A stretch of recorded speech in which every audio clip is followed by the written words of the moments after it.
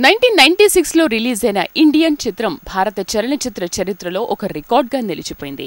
Indian స్పెల్బర్గ్గా శంకర్కి కీర్తిని తెచ్చింది. జాతీయ ఉత్తమ నటునిగా కమల్ హాసన్ని భారత ప్రభుత్వం సత్కరించింది. ఈ చిత్రానికి సీక్వెల్ ని ఇండియన్ 2 టైటిల్తో ప్రారంభించారు.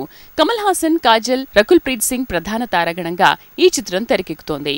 పలు వివాదాలలో చిక్కుకున్న ఇండియన్ 2 నిర్మాణం ఆగిపోయింది. విక్రమ్ చిత్రం బ్లాక్ బస్టర్ అయిన నేపథ్యంలో కమల్ హాసన్ తీసుకున్న చొరవ వలన ఇండియన్ 2 నిర్మాణం మళ్లీ మొదలైంది.